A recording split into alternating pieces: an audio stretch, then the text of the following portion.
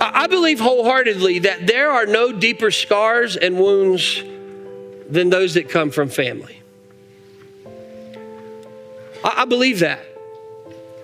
And I believe that those scars and wounds in any other area of life within the family are ones that go unaddressed the longest.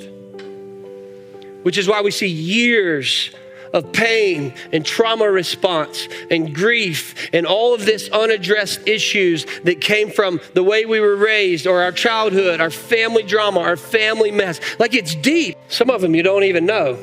Like, later on they just surface, right? But let me tell you who does know. The enemy wants to destroy your family. And if the enemy can get us weak and vulnerable, he's going to attack every ounce of that moment, that situation, that wound that he can. I grew up in a divorced home. And I had stable homes, parents that loved me. But on one hand, I didn't really know any different because it was like that literally since I was basically born. But on the other hand, I hated it. And I saw as I became a teenager and into high school and college, I saw these wounds playing out in my life to where I had commitment issues. I was scared to commit to someone. I was, quite frankly, scared to get married. Because everybody always told me growing up, you're just like your dad.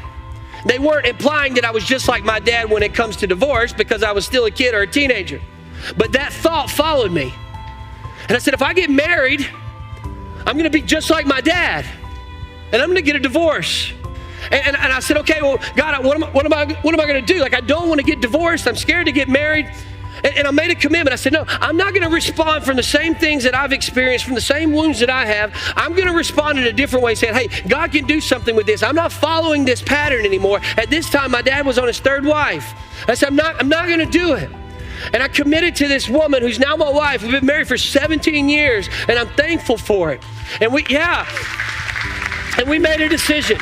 We made a decision from day one. We will never say the word divorce in our home. Never. We will never let the enemy get an inch. The question is, how do you respond? How do you respond?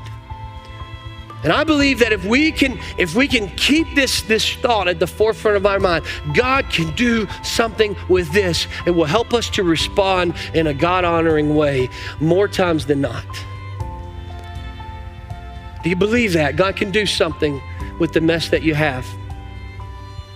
I believe that he can.